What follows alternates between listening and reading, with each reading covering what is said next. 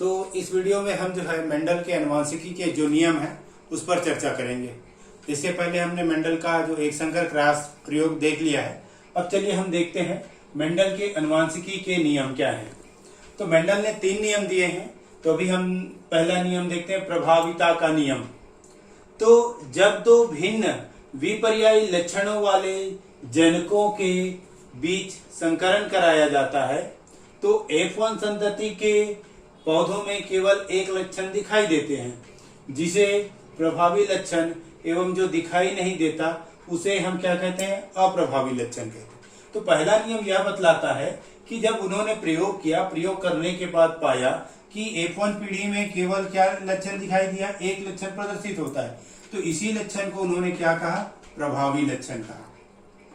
ठीक है, जो दिखाई देता है F1 पीढ़ी में उसी लक्षण को उन्होंने क्या कहा, प्रभावी लक्षण कहा। और जो दिखाई नहीं देता उन लक्षणों को उन्होंने क्या कहा, अप्रभावी लक्षण कहा।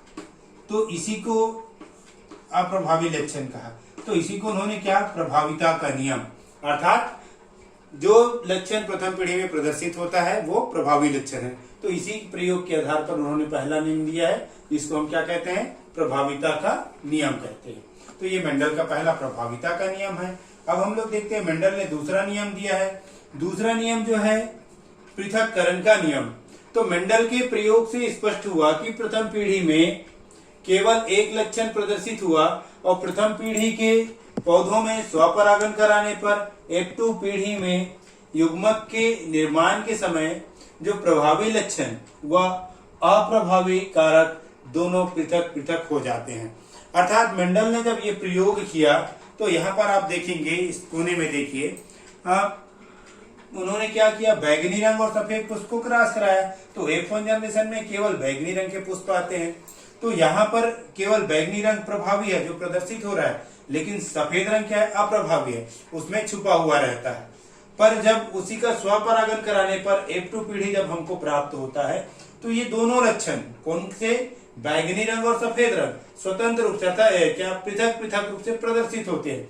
तो पृथक पृथक आ रहे हैं, इसीलिए इस नियम का नाम क्या रखा गया, पृथक्करण का नियम। अर्थात F2 पीढ़ी में प्रभावी और अप्रभावी लक्षण युग्मक निर्माण के समय दोनों के कारक क्या हो जाते हैं, अलग हो जाते हैं। तो इस प्रकार यह नियम क्या है, पृथक्करण का नियम है।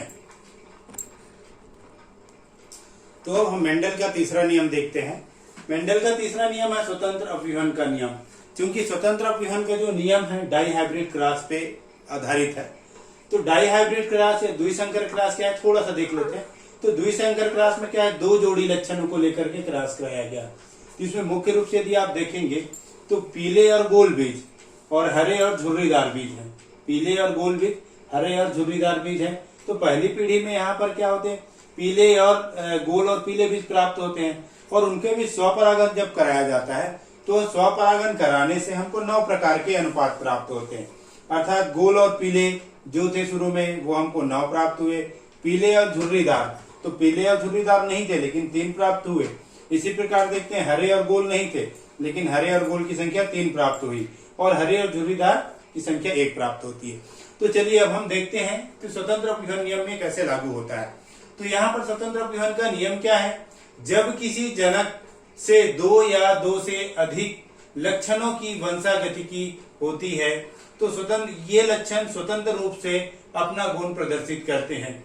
एक लक्षण की वंशागतिकी या वंशागति दूसरे लक्षण की वंशागति पर निर्भर नहीं होती, अर्थात दूसरे को प्रभावित नहीं करती। तो यहाँ पर गोल और पीले बीज जो है स्वतंत्र रूप से जाते हैं। इसी प्रकार हरे और झुर्रीदार बीज स्वतंत्र रूप से आते हैं। साथ ही यहाँ पर जो अप्रभावी लक्षण के रूप में थे, है ना, कौन कौन से थे, पीले और झुर्रीदार बीज वो भी प्रदर्शित हो रहे हैं और हरे और गोल जो कि अप्रभावी लक्षण के रूप में प्रदर्शित छुपे हुए थे वो यहाँ पर प्रदर्शित हो रहे हैं। तो इस प्रकार हम देखते हैं कि F2 पीढ़ी में, है ना, F2 पीढ़ी में स्वपरागण के पश्चात डाइहाइब्रिड क्रॉस में F2 पीढ़ी में जो अनुपात आया 9:3:3:3:1 का आना, यह सिद्ध करता है कि इसमें कारकों की वंशागतिकी स्वतंत्र रूप से होती है। इसलिए इस नियम को क्या कहते हैं, स्वतंत्र अपव्यूहन का नियम कहते हैं। तो मेंडल ने 3 नियम दिया, पहला प्रभाविता का नियम, दूसरा पृथक्करण का नियम और तीसरा स्वतंत्र अपव्यूहन का नियम। तो पहले जो दो नियम है ना, प्रभाविता और पृथक्करण का नियम, वो एक संकर क्रॉस पे आधारित है, और तीसरा नियम जो है स्वतंत्र अपव्यूहन का नियम, वो जो है द्विसंकर क्रॉस पे आधारित है। तो परीक्षा में इस प्रकार के प्रश्न आते हैं, आप इसको पढ़िए, और यदि आपको कोई समस्या हो तो आप नंबर पर के SMS करके प्रश्न पूछ सकते हैं।